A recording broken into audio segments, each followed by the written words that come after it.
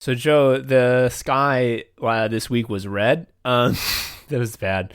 And Obama said on Twitter, hey, the sky's red. If you don't like this, vote. It's like a perverse sexual thrill at this point, right? Like the worse things get, when powerful people remind us to vote, that's like a weird sexual taunting they're doing to us, right? Like it's fun to them. Because the worse it gets, the more apparent it has been this whole time that voting couldn't have ever stopped it. Because, like it'd be one thing if some lib celebrity like Alyssa Milano was like, vote. But, like, fucking Obama, like, buddy, I don't know if you know this. I did vote for you, like, 2 times, and it didn't work. The sky still got red. It didn't happen. Yeah, I voted for him twice. I remember when he won... there was the big Grant Park thing in Chicago, which I couldn't go to because I was working at the radio station and everyone was there celebrating the future that will be better. Joke's on them. I understood that it was evidently just another day at work. Yep. Oh, my God. Fuck. And, like, also, he started a podcast. That's fucked up. That's, like, our thing. You can't just... He's stealing valor. If you start a podcast... You have to be like a disgusting little grubby gremlin who lives in the sewer. Yeah, it's cheating because, like, if you start a podcast and people already know about you, all of that is unearned. Like, you have to start a podcast and you have to tell one person and they have to be like, oh, no. No. Yeah. Podcasting isn't like, here's the secret about podcasting is that quality is not important at all. The only thing is, do the listeners find a strange parasocial connection with the fucking hosts and listen to them like they're their friends? Yeah. And if you're already famous, well, yeah, obviously they do. It already happened when you were famous. Yeah, but if you have like a parasocial relationship with like Barack Obama's podcast, that sucks. Yeah, it's stupid. You didn't earn that shit. Fuck. Yeah. And I still don't know what Dr. Disrespect got canceled for. I'm sure it was bad, but like, it's better to have a parasocial relationship with that than the drone guy. Because I think, well, again, I don't know what he did to get off Twitch, but I assume his body count is less. Yeah. Like, yeah. It's grim shit. But things are looking up for you, Tom. So let me just ask you a few questions here. Yeah, sure. Is it true that you bought a car? You are a car owner. Yeah, that's true. I went on Carvana, which is a site where they will deliver a used car to you. You don't have to go to a fucking dealership. We bought a car. It's actually going to get delivered tomorrow. This is the first time I've had a car since high school. And I didn't even have that car. It was just my parents' car, but I had access to a car. So yeah, that's going to be pretty wild. Big change for me, lifestyle wise. Is it also true that you are moving into a new apartment? That's true. Yes. You know, the whole pandemic, working from home, never leaving because of quarantine and such. We've been sort of cooped up in our apartment. We've been in here for years and we love the place, but it's small as shit. It's like 600 square feet, which is fine when you're leaving the house every day, but not so much when you aren't.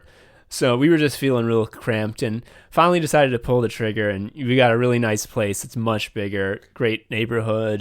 Just really love the place. Can't wait to move in.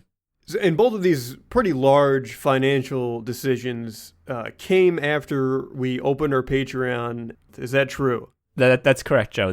Yes, the timelines line up.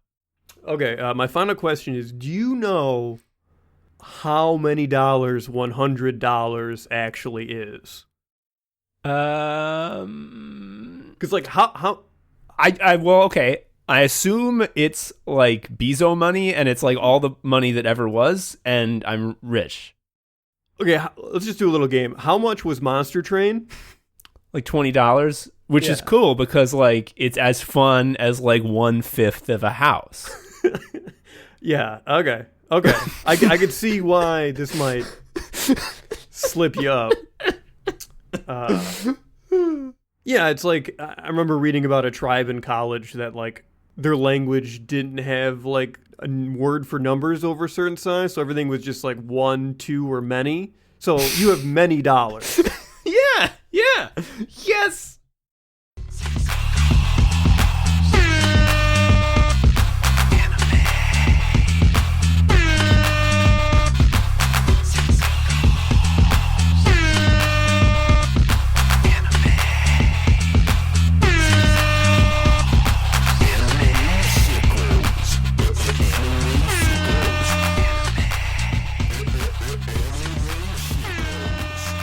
Hello, everybody, and welcome to Anime Sickos. It's the podcast for geniuses and the only podcast where we look at the four pillars of modern misery: anime, gaming, posting, and jobs. I am Tom, an anime sicko.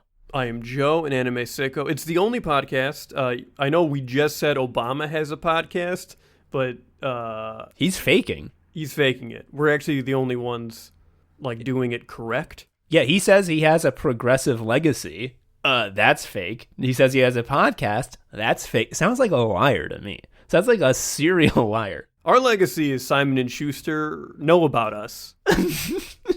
Allegedly. We haven't confirmed with Devin that they actually got mad at them.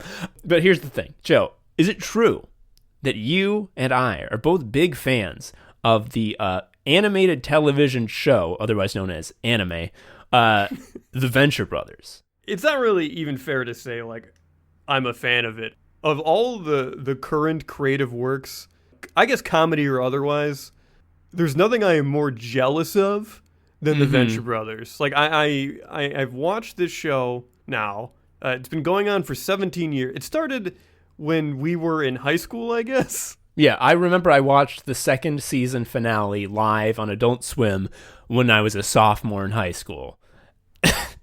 And I was like, I can't wait for season 3 next year, like an idiot. Yeah, and little did you know that 17 years from now, you would be thinking, I can't wait for season 8. Yep.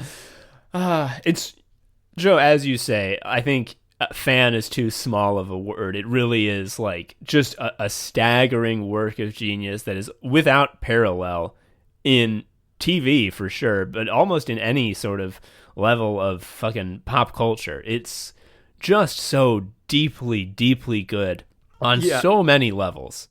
Yeah, and I think it's also worth mentioning that, like, when I get envious of something that's, like, funny, generally I get jealous of, like a dumb tweet or, like, a 2-minute video. And the reason I don't get deeply envious of, like, huge projects is because the thing about huge projects is, like, they're human, so there'll be parts that aren't as good, which just makes the magic sort of rub off. So Venture Brothers has that envious place in my mind, and it's been going on forever because they just don't... They don't miss. They don't miss. They don't fucking miss. So, like, you might be doing the math in your head. 8 seasons, 17 years. Yeah, these shows don't fucking come out, like, ever. Like, it takes forever for them to make any fucking shows. And it's because they take the time and make them good. Like, that's why they don't miss. It's because, like, if they would miss, they write the script again. And we're saying all this because the news as of last week is that the Venture Brothers are canceled. They will no longer be an Adult Swim. That's not that the Venture Brothers, like, said something bad. Like, the show is canceled. Yes. It got crossed out in a spreadsheet. It's gone. And honestly, like on paper, the Venture Brothers is an insane line item. Yeah, it's like, imagine that you are the AT&T executive, because the way it's shaken out is that Adult Swim has basically insinuated that they didn't cancel it. It was their owners, AT&T, were like, please cancel the money-losing show. Like, imagine you're looking at the ledger and there's a show that's like, oh yeah, so we have to spend like $10,000 on this every year to give Patrick Warburton a check. And like, oh, does he do voice acting? And you're just like, not really. Like, yeah, it's some voice acting, usually once out of every 4 years. Yeah. So when was the last time this show was on the air? And it's like, what was that? 2014. It's like, oh, well, the next season must be like almost done, right? It's like, oh no, they're not even started. And it's like, the guys who make it, are they funny? And it's like, they're the funniest people on the planet. However, only horrible nerds know who they are. So like, it is not mass appeal there. You're not going to get a big influence campaign to bring awareness to the Venture Brothers at this point. Yeah, they're like, oh, does Doc Hammer have a podcast or a highly influential Instagram account? It's like, oh, no. He just co-writes 8 episodes every 4 years. Yeah. Like, fucking business executive guys, They go to business school, the most prestigious schools in the entire world, where they take 4 years and have the best professors on the planet drill into them the concept of revenue minus costs equals profit. And business guys are the dumbest motherfuckers on the planet, so it takes them a lot of effort to internalize that and learn it. And they don't ever really get to use their brain skills because they're dumber than shit. And so when they see like a golden opportunity like this, when they see like a big fat red item on a ledger with a minus sign next to it, it's like, holy shit, I get to make the decision. Yeah, like you go to MBA school and study and prepare so you can cut something like the Venture Brothers. That's like the whole reason you go to ghoul school. Yeah. So you can make Doc Hammer cry, basically. And I don't blame the suits for doing this, because I can't reiterate enough that, like, in any world where money exists and, like, there's any sort of, like, analysis of cost effectiveness, the Venture Brothers does not make sense as a show. Yeah, because it doesn't get good ratings is the other thing, because it's serialized and it has an ongoing plot line, so you can't show reruns whenever, because you have to watch it in order. Yeah, and who can watch reruns of Venture Brothers? People who already have, like, Doc Hammer posters in their bedroom. Yeah. There's, like, there's no ability to have, like, breakthroughs with reruns. And when there's a new fucking season that comes out, the fucking season finale of the previous season was 3 years ago. And does anyone remember the plot developments? Fucking not at all. Nobody does. Like...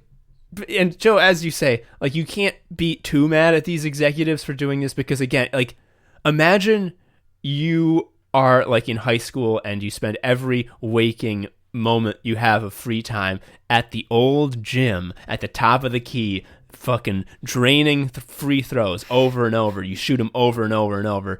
And then, like, 20 years later, you're in the pros. You're in the playoffs. There's a championship game. You're down by 1 point. And you've been just fucking playing your ass off. It's been a brutal game and you're tired. And then you're just standing at the top of the key and you get a pass and you look in front of you and there's no defenders. And there's the fucking hoop. That's what this guy was fucking canceling the Venture Brothers. He's like, oh my God, it's happened. Yeah, he entered a complete flow state. Like, he had time blindness. He only experienced the aesthetic pleasure of taking a big red Sharpie and crossing something out. So part of why we really love the Venture Brothers is because, like Anime Sickos, the whole show is just like two dudes who think that the fucking conversations they have are very funny, so they put them on the TV. We obviously really vibe with that. Joe, why don't you tell the people at home, if they don't know, about the two dudes? We've mentioned Doc Hammer. Tell them about the two dudes. So the two guys behind the Venture Brothers are Doc Hammer and Jackson Public, and they do all the voices, basically. Anything that's not clearly Patrick Warburton is one of them, probably. Mm-hmm. They also are the only writers. The writer's room is the two of them. There's no one else who has ever... There was one episode that was co-written by Ben Edlund, the creator of The Tick, because Jackson Public got his start as a TV writer on The Tick TV series, but I think both the cartoon and the live-action one. Yeah. And Doc Hammer has absolutely no comedy experience. He was Jackson Public's friend. And he was like, I'm making a new show called The Venture Brothers. Do you want to help me out on it? And he's like, well, I'm a full-time painter, so I definitely don't have time to waste on your dumb show. But I'll take a look at one of the scripts. And then they made The Venture Brothers, and that was that. So what the show is actually fucking about, it's not about the Venture Brothers. There are two brothers whose last name is Venture. They are not important. I mean, they're kind of important, but not really. Yeah. What started as like a Johnny Quest parody quickly outgrew, I guess it's like ideological underpinnings, and became what it's like to live after the generation that did everything good, but was also a bunch of fucking skull-faced assholes. Yeah. So, like, the main character is Dr. Rusty Venture, who was like the Johnny Quest. He was like a boy adventurer whose father was a genius adventurer and super scientist who was wildly successful, and everyone loved him. And Rusty Venture is a bitter pill addict who is sort of mean and small and and cruel and is incompetent and is supposedly a super scientist but doesn't know how to apply himself or do work and is very lazy and never succeeds at anything, and I think fears succeeding in anything. And very much in the shadow of his father. Yeah, and his father is like a golden god in the early seasons, and the more the show goes on and reveals the backstory, the more it's revealed that his father and basically everyone in his sort of 60s heyday who was part of his sort of orbit was a fucking monster and was like extremely selfish and cruel, just like actual boomers. Yeah. It's a nice little thing to have this be revealed that, like, basically he didn't care about his son or anything. He only cared about his own ego.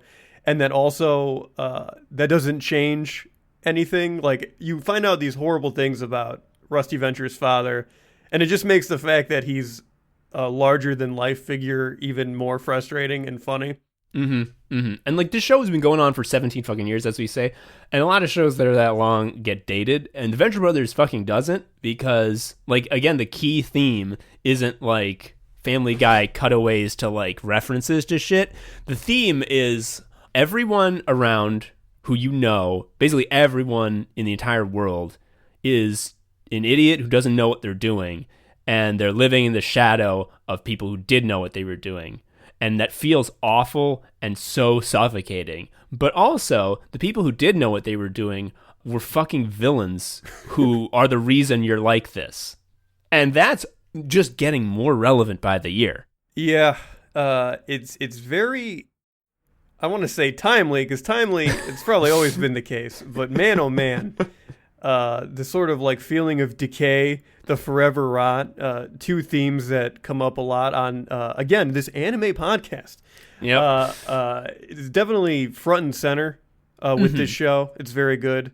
And so, like, the generation of adults on the Venture Brothers are all sort of like stunted by this, and then the actual titular Venture Brothers, who are like kids, that's us. Yeah, they're like just dumb fools who never had a chance. They're like babes in the woods who believe in everything they're told. They believe that if you go to college, you'll get a good job. They believe that if you work hard, you'll be rewarded. So the two sons that are the dumb babes in the woods, Hank and Dean, like, they didn't go to school because they slept in a bed that just taught them facts. A bed that their grandfather made, not that Rusty made. It's the bed that Rusty got taught in. And as he says over and over, the reason he didn't lose his virginity till he was 24. Right. Sleeping in a bed that tells you everything you're supposed to know, that's the same as just accepting that going to college is a good idea. It's the same thing. Anytime someone over 40 tells you how to apply for a job, it's the bed. Yeah, that's the bet. When they say, you know what, if you don't have a job, just hang out in the lobby and try to shake people's hands. That shows a lot of confidence, which is something that a lot of people respect in the business world. It gets in their, you'll get in their mind. They'll be thinking of you. Yeah. Oh, God. Fuck. And, like, what we're describing could easily become, like, hopeless and bleak and sort of, like, nihilistic. It could become Fire Punch. Exactly. Except Fire Punch, I even said with Fire Punch, like, Fire Punch isn't as nihilistic as it sounds. But Fire Punch is more nihilistic than the Venture Brothers. Because, like, the Venture Brothers, the characters, despite it all, despite the fact that they were handed a losing hand and never had a chance, they do change and grow and improve. You never see them get a win, like a capital W win. You want them to get a win so bad. They never do, because they can't. A lot of, like, lateral adjustments. Nothing as a win. Nothing so huge. Yeah. They take yet another of their endless fucking streams of L's, but this time they have a little bit more backbone as they do it. Yeah. And you sort of you see that play out, and it's a masterpiece of writing, because again, these MFs, I have the fucking making of book that like that documents like the creation of the Venture Brothers, and actually has Doc Hammer and Jackson Public talk about every single episode and like what the process of writing and producing it was like. And like the reason the Venture Brothers is so good is because like they fucking spend impossible amounts of time and energy writing and rewriting and like fitting together all the puzzle pieces of the plot for all of these series so that by the time that they go to produce the episodes, these scripts are fucking airtight. Again, like it's part of why we're so jealous of the Venture Brothers is because it's impossible. Like everything about it can't be. Yes. Like I don't doubt that there are creative partnerships like what they have out in the world. There's nothing that is on a medium as wide as television that had like a television financial model behind it, though. Yeah, like they have the fucking money to put in absolutely gorgeous fucking animation into this show, which is like most Adult Swim shows are just like a cutout of Meatwad getting like fucking jiggled up and down by a mouse. Yeah. C-Lab 2021 was so good because they only moved the mouths. There's no fucking piece of art in the 21st century that like has the kind of like latitude and freedom and like faith that the Venture Brothers had from Adult Swim. Like they basically had like a patron, like an old fucking Renaissance patron, where they're just like, you here, young artist, have your stipend and make what you will. And like that can't be, and it was like it felt impossible and like a miracle that it was allowed to happen. And I think it kind of is a miracle. I'm fine with that because like the circumstances that produced that show could not have happened, I don't believe, like 6 months later, because the first season of the Venture Brothers, which is like not at all in alignment with the things we kind of talked about, it's just kind of like a Johnny Quest parody that's like violent. Yeah, it's kind of like a crude fucking parody sitcom that like it's too crude for its own good. It sort of like turns into itself right near the end, but a lot of the first episodes are like tough to watch. Yeah, but that first season got put on TV because it was like early Adult Swim programming when they were just kind of trying anything. Mm-hmm. And I don't know if season 1 would have been like good enough to get on TV like several years later or not, because like season 1 is not that good. I want to reiterate, it's not great. The reason season 1 exists is because it leads you to the first episode of season 2. Yep. I mean, but I agree with you, but also I don't think that the circumstances that led to the Venture Brothers being what it was even existed when it happened. Because, like, Joe, what fucking universe is this where there can be a show that signed a contract for a season of television and then they're just like, we're not ready yet. Give us 2 years, and they don't get fired? Yeah, a big part of their creative process seems to be when it's time to write, they open up a new document and they say, all right, now let's wait a year and think about it. Mm-hmm. And they just sort of like just text each other back throughout the course of a year, and then when it's time to actually write the script, they have a rich vein of stuff to kind of pull from. Also, they are constantly... they're doing something that we do, and I love it, and it's part of why I identify so closely with them, is that they are constantly turning the ambition dial way, way, way up. Like they're like every fucking season premiere is just like a structural fucking Rubik's Cube. Yeah. Yes. I don't care about the season finales so much in Venture Brothers because what I do care about is like, oh, that means there's going to be a start of a season, which have always kicked ass. Mm-hmm. Like there's, I think the most famous one, and what is a truly like incredible piece of writing is, I forget what season is the premiere for, but it's one where the scenes are in reverse chronological order, and you can tell when in the chronology it is because every scene begins with a valuation, like in dollars in the upper left of the screen, and at first you have no idea what that means. And then about halfway through, you realize that it's the valuation of a comic book that keeps appearing in the scenes. And every scene, right. it gets Yes. fucked up more and more. Yes, and then, yes, it loses its value. yeah, the final scene is of a character being given fucking Marvel Comics #1 in mint condition, and the valuation is like $1 million. And they're like, this isn't valuable. I don't give a shit about this, and I won't respect it. And then you remember they haven't been. And just when that clicks, and you realize like what the structure has been all along, one, it's so fucking funny, and two, like the challenge of writing that and having it come across in 22 minutes and like having the effect work is such a fucking tightrope. Yeah, this is like where I get the jealousy, because it's just like, here is someone just like crushing it in terms of craft, but they're also crushing it in a way that lets them put like a guy in a butterfly costume on TV all the time.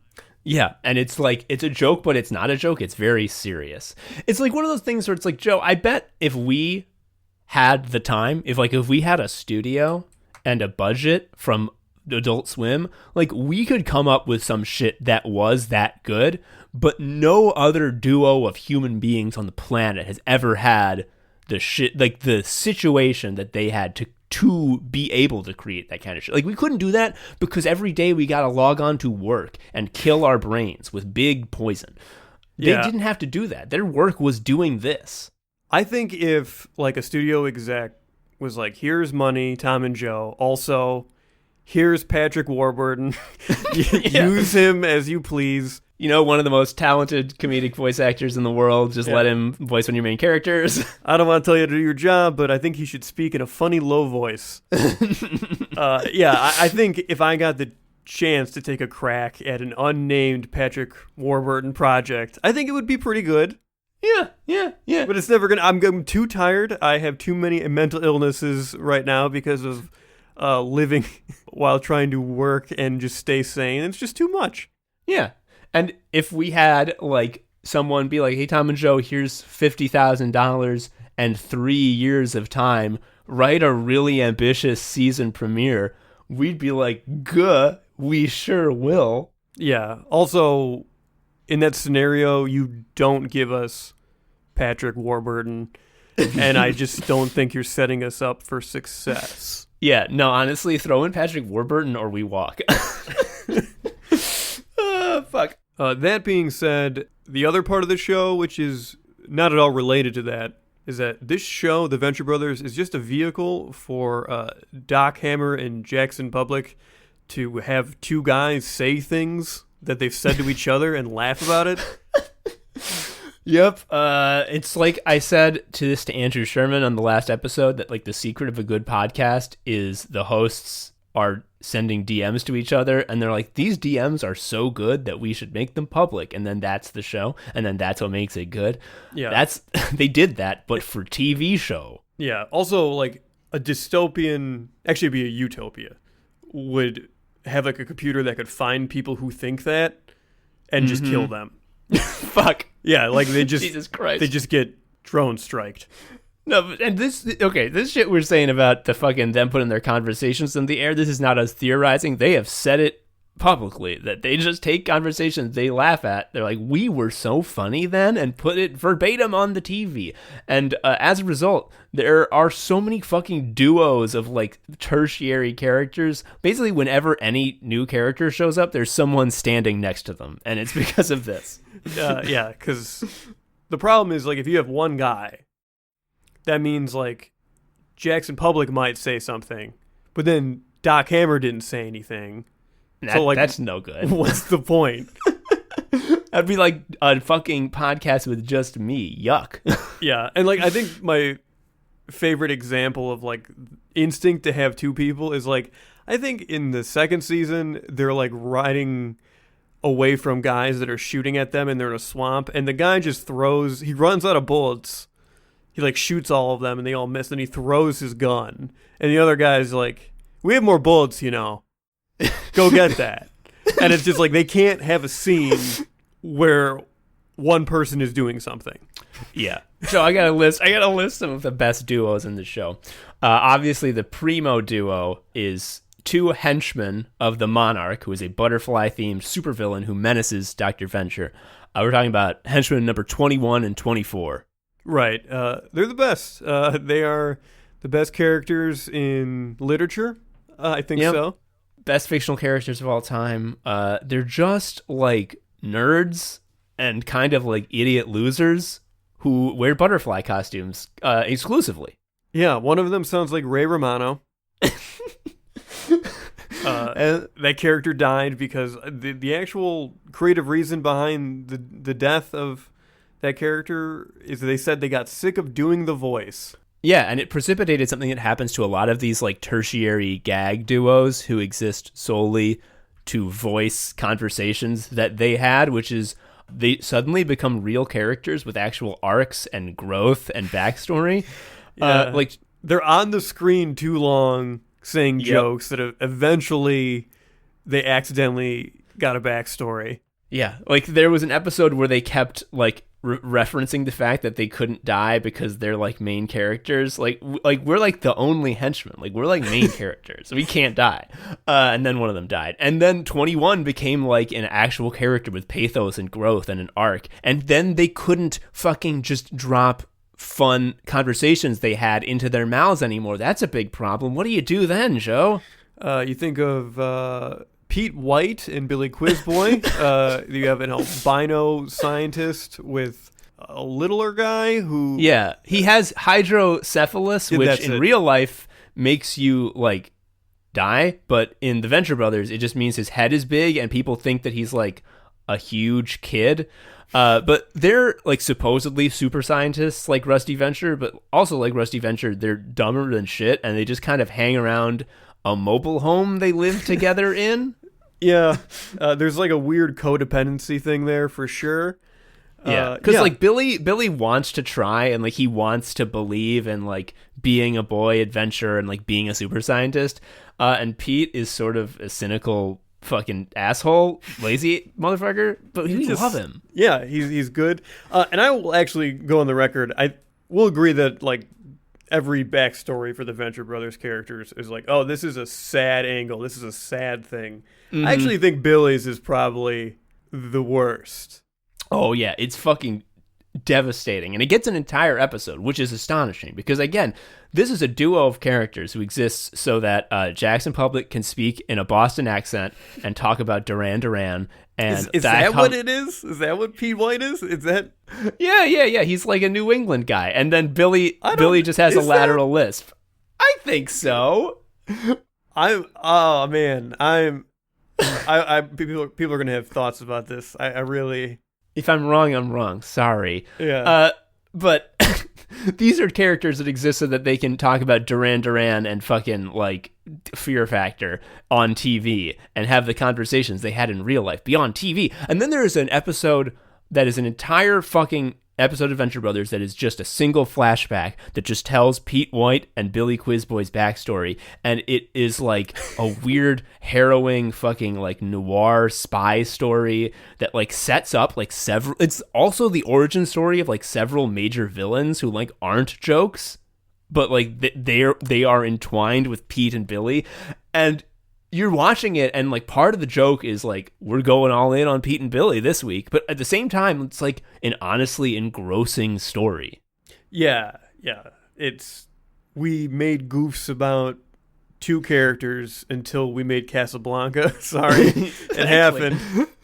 Another duo that I love are the two fucking admin guys in the Guild of Calamitous Watching Ward. Yeah, the Guild of Calamitous Intent is like the union for villains. And these are the two guys who answered the phone, and they kind of talk like this. Yeah, and it's clearly them again. I cannot reiterate enough that it's Doc Hammer and Jackson Public. They're both doing a voice, but it's like them. Yep. There's like conversations about like they turned the fax machine on wrong and they're getting old faxes from like Caribbean getaways. Because they're like trying to do a readout, right? And like, oh my God. They're like, what's on the readout? And it's like, fantastic deal, Caribbean getaway. And it's like, when was the last time you turned that thing on? They talk to each other about how long they take in the bathroom and they roast each other over it. And it's like, this is just something they said. And they put it on the show. Yes, and they're going to keep doing it. Like, they are, like, absolute gifted savants for banter, is what they are. Yes. Like, there is later in the series these two old villains, like 70s, and like old men, basically retired and all but name. They still wear their villain costumes, but they don't actually do any villainy. And through a series of convoluted stuff that would take literal hours to explain to you, they end up with one of them has their head removed and put on the other guy's shoulders. So it's a two-headed guy now, which is like the ultra instinct version of two guys standing next to each other. You're really getting rid of the unnecessary parts. You're like, I need to hear two guys saying jokes. Well, you don't need two bodies. Yeah, like if there's two bodies, it's possible they could be in different places, and then how would they say jokes to each other? Yes, it's like the Balcony Muppets are one guy. It's so good. Yes, the Balcony Muppets are one guy, but like they're also like Doctor Doom. Like they have one of them has Earth manipulation powers and can like create earthquakes. But like what does he actually do? He quips with the guy on his shoulder because they have an odd couple relationship, but also love each other, just like Jackson Public and Doc Hammer. So you also have the characters of Hunter and Shore Leave. Okay, so Hunter, give the Hunter details. So the Venture family has Brock Sampson, who's Patrick Warburton's character, who is their bodyguard, who is the only competent character, but he's still a failure because his job is to protect the Venture family, who are useless people and don't need protecting. I mean, they do. They would die otherwise, but they don't need to be. The world's not richer for them being in it, is what I'm saying. Anyway, so Brock's sort of mentor at spy school was Hunter, who is Hunter S. Thompson, but a spy, a CIA superhero guy. And the spy agency, to be clear, is like G.I. Joe shit. It's not like actual spies. They all have the G.I. Joe onesies. Yeah, and so that's Hunter, who, again, is Hunter S. Thompson, like the crazy journalist from the 70s, talks exactly the same, looks the same, is the same. They have him have the same cigarette. Yes. He has the same cigarette, yeah. And then, Joe, who is Shore Leave? Shore Leave is just a very gay sailor that was also part of that same group. Mm-hmm. And you might be thinking, like, a gay stereotype on an adult animated show. That's going to be very offensive, right? No, Shore Leave rules. Shore Leave is having the most fun. He's the only happy character. He fucking loves it. Yeah, the thing is, like, the Venture Brothers are very funny. Like, the show is very funny. I want to be clear about that. No one in the show thinks they're funny. Shore Leave is having a good time. Yeah, Shore Leave tells jokes, and he knows they're winners. He's fucking loud and out and kicks ass, and he's sort of like an omni duo because he is in a duo with Brock, and then he's also in a duo with Hunter. He can become like he is a free agent of duo because his sort of style of banter is unmatched, and he can go with anyone. And like I think he is in a duo with the Alchemist for a while, who is Dana Snyder doing the Master Shake voice, but as an alchemist. And they fucking kick ass. Yeah, Shore Leave, like, there's a scene where, like, Shore Leave has to talk to Hank briefly, and, yeah, it's good. Like, you can just have him interact with anyone.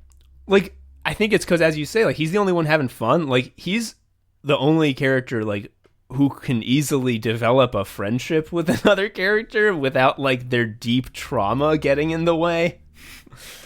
Yeah. His entire deal is that he likes having a good time, right? Like, they haven't done a deep, dark Shore Leave dive, right? No, he just loves to be a spy and do missions and kill villains. Yeah, and harass Brock. He loves making fun of Brock. Yeah, because Brock's so self-serious. Yes, he has like tons of good pet names for Brock. Brock Lobster is my favorite. God, Joe, I think we got it. If we just stayed on this tack of just listing out duos that we love and then being like, oh, remember that part? This episode would be 5 hours long. And let's continue with the Monarch and Dr. Mrs. the Monarch. The Monarch, as we know, is Dr. Venture's arch villain, who is butterfly themed, who fucking is one of the best characters of all time, and I love him. They were originally going to have a rotating cast of villains, but they realized that actually we got it in one. The Monarch is perfect. I love a story of one and done. I love that shit. Honestly, this isn't being coy and setting you up. How would you describe him? Because if I had a gun to my head, I'd explain why the Monarch is funny. I don't know if I could summarize it really succinctly. It is tough. hoping you wouldn't ask me this, because like I realized I couldn't do it, and it's not because his character is ill-defined. His character is really specific. It's just there's no one else like him. He's so sort of deep and weird and specific in a way that doesn't really just map one-to-one on any other example that you might have on hand. Yeah, I think part of like the humor and what's so funny about his frustrations is that like he wants to be Dr. Venture's arch nemesis, like sincerely and wholly, and he like actually hates Dr. Venture. But like the thing is, like, Dr. Venture is a loser and he sucks. And also, Dr. Venture does not think about the Monarch ever. No. He's just like, oh, the butterfly guy is making me be in the panic room again, and then Brock will take care of it, and I'll leave. Right. And it's like, that makes him more pathetic in Dr. Venture in a way, but also he is like... At least he has a dream, you know? He has a dream, but he also has like, he's got a hot wife who they share common interests. He's like pretty successful by villain standards as things goes on. It's interesting. And like the villains, as we get to know more about like being a villain like as a career, like no one actually hates their arch nemesis. Your arch nemesis is assigned to you. The Monarch is unusual in that he picked his arch nemesis, and there's like a large plot line where like that's not allowed, and he has to sort of finagle the rules to allow him to arch Dr. Venture again. Every other villain is in it for like money or like politics. He is the only one who is a villain because I want to ruin Dr. Venture's life. He wants to like flay his skin and laugh about it. And fucking he rules because like he's sort of a dumbass and is very bullheaded in that way, and he'll just sort of bull ahead to like what will fuck up Dr. Venture today. And his wife, Dr. Mrs. the Monarch, is a genius and is like a tactical mastermind. And another thing about the Monarch is that he's kind of like not really that good at anything, but she is great at everything, and it's not the sort of long-suffering brains behind the operation thing that is in so many other shows. Like, he knows it. He acknowledges it. They love each other. They like clearly have like a real respect. This stupid fucking show about the butterfly man has a better depiction of like healthy parts of relationships than like I don't know, fucking Oscar shit. Yeah, and the healthy relationship is the villain and his villain wife. And like there are so many times when Dr. and Mrs. the Monarch is like having to deal with the headaches and red tape that comes with the Monarch breaking the rules and being a dumbass and just barreling ahead with something without thinking it through. And it gets close to that sort of like, why does Marge stay with Homer thing, where it's like, these characters don't actually like each other because like, why would they? But at the same time, like, she also hates the sort of office politics of villainy and deeply respects that the Monarch is the only villain who like feels it, really. Like, his hatred isn't a front. It's real. And like, you could feel that their relationship is strong because of that, and like has a foundation. And again, this is the Butterfly show where, where like they fight mummies. I haven't even told my girlfriend about the Venture Brothers because like I don't know how to bring this up without sounding like when I talk about the quality, I sound like someone who's like smoked weed for the first time. I'm just like it's so good, and there's nothing like it, man. You gotta experience it, man. Yeah, it's really stupid because I'm using those words, and then she can just like Google it, and then she'll just see the Butterfly Man. Yeah, she'll be like, yeah, buddy, whatever. And like that's.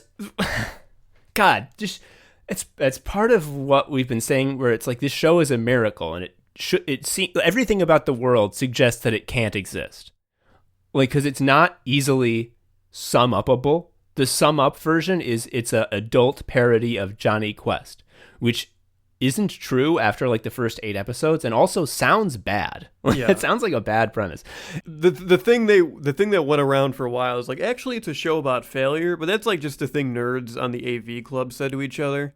Mm-hmm. I mean, like, failure is a major theme, and like we've talked about that on the show, but like it's not really like, that's not the only thing it's about. Like, there's plenty of stuff going on where it isn't them failing. Like, they don't win, but it's so hard to pin down, but it's so fucking good. And that's part of why, like, now that it's canceled, people are talking about, like, maybe Hulu will get it, maybe HBO Max will get it.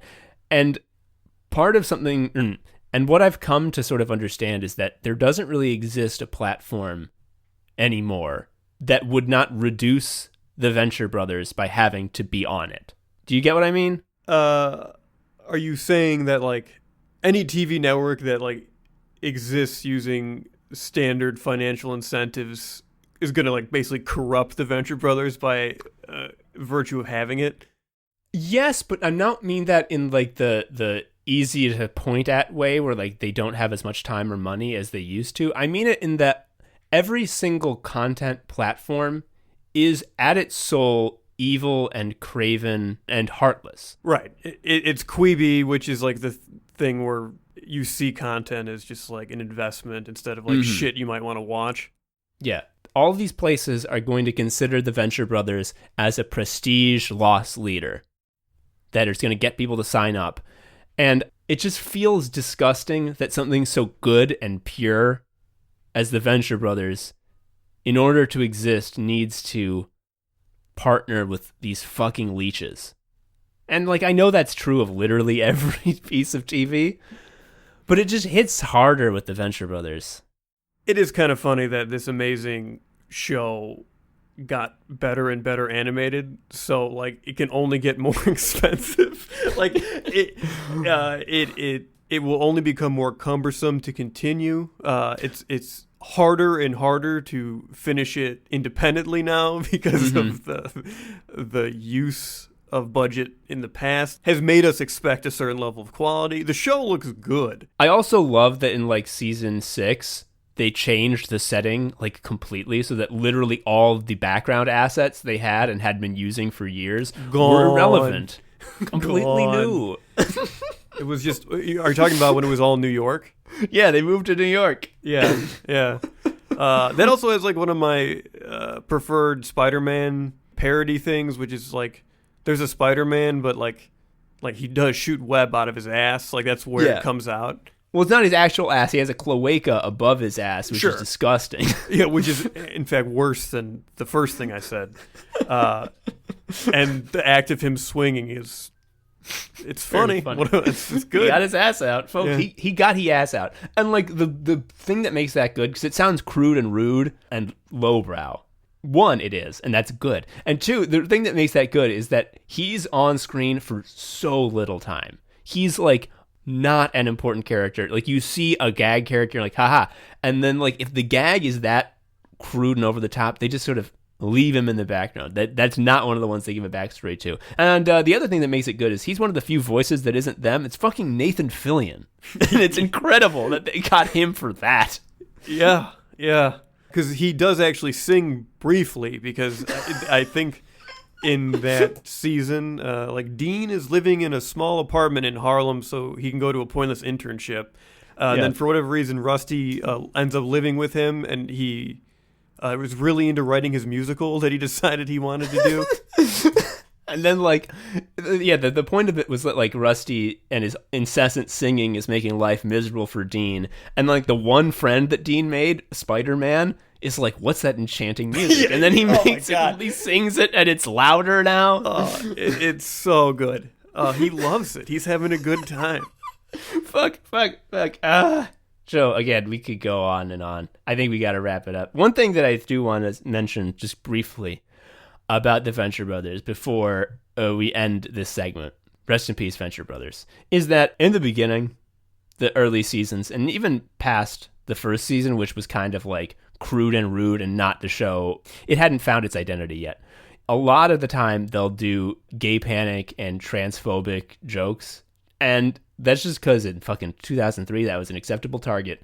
But unlike every other fucking show, they get better. And, like, they actually do, like, get better about that, which doesn't fucking happen very much. They also get better without congratulating themselves for it. Yeah, there's not, like, a very special episode where, like, we all learn about how to be woke. It's just like, oh, we stopped doing that and are now treating these characters with respect. And we're not going to do that again. And it feels good that it doesn't happen again. Yeah, basically any comedy from 2003 is going to have like gay panic. And the only situation where it doesn't have gay panic is because if they're like too focused on making fun of Asian people. That was a big thing too. Why does every fucking blue checkmark stand-up have like a fucking tweet from 2011? I don't know. I think it was Randy Rainbow tweeted that. I want to just make sure I'm framing this right, Tom. He implied that Chinese men would put their balls on their penises to make it larger. That doesn't even make sense. That doesn't even make fucking sense as a joke. They all have one, dude, and it's all like all these like anti-racist like woke blue check comedians. They all have one racist joke, and it's always about Asians. Why though? I don't know. Just delete it. I don't know. Fucking yeah, I don't know. So, in conclusion, rest in peace, the Venture Brothers. We love you.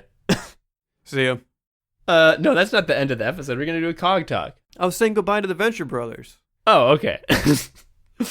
That was the same see ya you do to end episodes, like verbatim. Yeah, I believed it. Fuck. We're the anime sickles, and we're here to say anime is bad in a war crimes way. Tom, do we have any new Patreons that are paying for your new apartment and disgusting lifestyle? Yes. You're allowing me to become a bourgeois pig. Yeah, we have some good patrons. You know we do. They're lovely, and we love them all. And here's their names. Angela Quinton, thank you. Angela kicks ass. That's something that's true. We know that. Tom Selleck 69. Tom Selleck 69. I'm sure it has a real name, and I've heard it, but I forgot it. He comes to Sicko Movie Night sometimes. That kicks ass.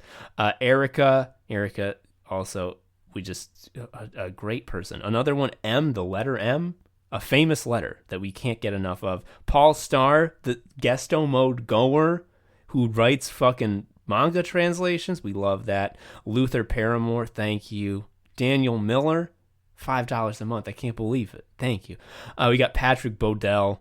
When we invite someone on and as a guest and then they end up giving us money, like, how's that math work out? Can we make it so we get infinite money?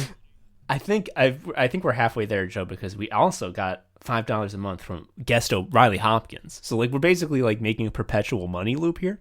And then of course we can't overlook Elliot and Sean Reichard, which Sean was one of my internet buddies in high school. We posted on the same forums. I've never met him in real, but holy shit, he's listening to my fucking podcast. That rules. Sean, I hope you're having a good life. I mean, I don't know how you could be in 2020. But I'm not. I hope things are like good, but not too good because fuck you. If it's too good, you're part of the problem. But I doubt you are. Thank you to all of our great patrons for giving us money. It feels good. Thank you. Cog Talk. Cog Talk. Joe, something we talk about a lot on Cog Talk is bad bosses. Bosses being just dumb and mean and stupid. Are we going to talk about that today? No, we're going to talk about good bosses. Oh, there's such a thing? Could it be? Yeah, and this is the part where you might be thinking, like, are they going to be, like, intentionally dumb and be like, there's no such thing? And no, they're in fact good bosses. Here's the thing, though. Every good boss has a big Final Fantasy-style doom timer above their head, where they, when it reaches 0, they will be fired, no matter how good they are, because nothing good can happen. Anytime a boss listens to you explain what's going on with your day and what sort of difficulties you're having, and instead of just like pushing you down, yeah, and instead of like pushing you down and saying shut up, actually listening, the second they like listen in more than a way where they're just looking for a keyword to like respond back to you with, as soon as they do that, a big candle appears above their head. They don't know it. The only person who can see it is their boss. But that candle is lit and can't be unlit, and eventually it's going to burn down. Yeah. Basically, the problem is anything we associate with being a good boss does not produce the numbers that people like, so it inherently has no value. So like talking to someone and like treating them like a human being, actually like trying to understand what they do and empathize with like what that labor entails, that's a waste of time. Why aren't you exploiting that person? When they're saying like I'm really struggling and you like listen to them and help them out, why didn't you push them harder and get more revenue out of them? Yeah, they were in a weakened state. You had to push your advantage. Yeah, you could do 2 times damage, dude, and you let them get armor. They applied armor now. This damage doesn't even count towards their HP. We're wasting time. Yeah, I've had good bosses, and they've all been taken from me throughout the course of my career. I've had a lot of people who've been like really good mentors and like the type of like development that like in theory is supposed to happen at jobs, but actually never happens. That like happened in a few cases. And what happened? Someone in HR crossed them out. It's very similar to what we were fucking talking about in the Venture Brothers segment. There's very rare in a fucking Anime Sickos episode that the 2 segments actually have topical overlap, but they do. Like we said, fucking Adult Swim allowed the Venture Brothers like the time and fucking leeway to create this incredible, unique show. They were the good boss. And then AT&T, who owns them, were like, are you paying for a show that doesn't make episodes? Do you know they weren't making episodes this entire time? Because it feels like if you didn't know that, why didn't you cancel them? We'll do it for you. Yeah, that's when Adult Swim realized they had a 17-year-long candle burning down. No! And it came to an end. No. But like, I've had at my current job something like 6 managers, and every time I lose one for whatever stupid reason, the next manager is like, not always worse, but generally a little worse. And like, even the people above my managers are still good bosses because I knew them before they got promoted, and they were the good boss, and they got promoted to be like the head of the department, and I trust them. But here's the thing. An entire team, like an entire fucking one of our offices, we have offices all over. One of the offices just got shut down completely, and the 100 people who work there aren't going to have a job anymore. They just all lost their jobs. And our department, which has people who work in that office, told us there would be no cuts this year. Don't worry, because they were being a good boss. Guess who shut down that office? Would you believe it's the level above them? Yeah, because every good boss is going to be turned into a liar by someone above them, is what's going to happen. Because like the higher up in boss world you are, the less your eyes are capable of seeing the people below you. Everything becomes really abstract.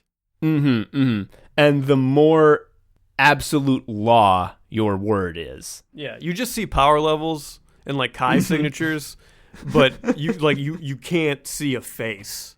Yeah, so there could be like a great boss who's really invested in his or her employees' growth and mental health, and make sure that they're always, supported the way that they need to be. They're not being overworked.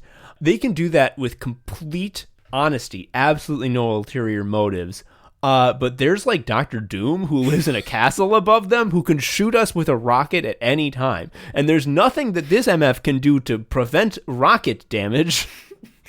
We're spinning the big wheel that fucks everything up. Hope you didn't make any promises. Joe, I believe you had a metaphor that applies to this scenario that maps onto the popular anime TV show Gurren Lagann. Can you share that with the class?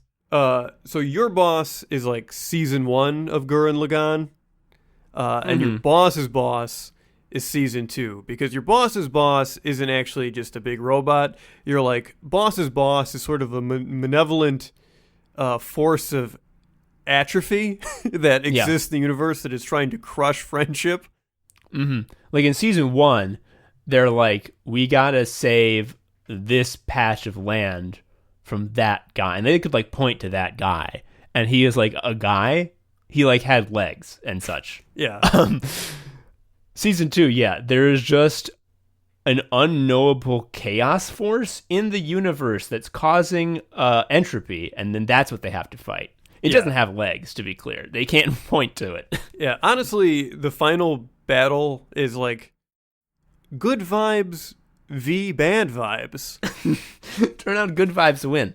But fucking, yeah, like the anti-spiral is the name of this just unknowable force in season 2 of Gurren Lagann that was the real villain all along. Even if the villain in season 1 was a good guy, the anti-spiral would come and kill them all anyway.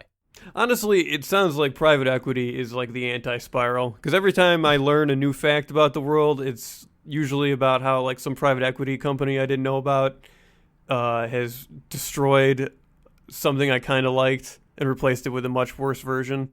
Mm-hmm. Deadspin was, I don't even like sports. I don't even give a shit about sports, but Deadspin was like, I don't know, probably one of the last good websites, and the anti-spiral got that. It got private equitied out.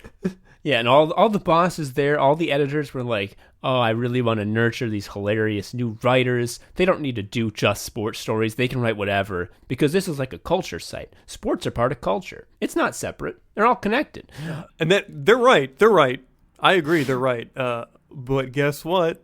I saw them looking for a job too when that all happened. Whenever there's a big site closing, I feel like Twitter is just like a bunch of journalists retweeting each other about like, I want a job, and that can't really work that well, huh? Because just statistically, there's less of them every time. Mm-hmm. Mm-hmm. It's like they're still like getting into their season 1 mechs, and they're like, where's a bad guy to fight? And it's like, the bad guy is a big whirling mass in space that has no form. Yeah. Good luck. Yeah. Make sure your gun's loaded, I guess, nerd. It's the same sort of thing about how people need to understand that a good cop is not relevant. A cop that is honestly not racist and in it for the public good probably exists somewhere. Probably not more than like 3. But I'm sure they're there. They're fucking irrelevant. It could be like a Goku situation. Like he was dropped in a canyon and he hit his head. And he came back with his biases removed, and he knew all the laws, actually. And if someone like was mean to him, he didn't just put them in handcuffs because no, it doesn't fucking matter. But like, society is absolutely fucked. One person doing a good thing, like, the fact is that the construct that we all live in loves blood and death, and will get it. And we apply like 1 point of armor to like dignity, and then it's like, great, I'm about to do 2 million damage. Your armor sure is gonna save the day.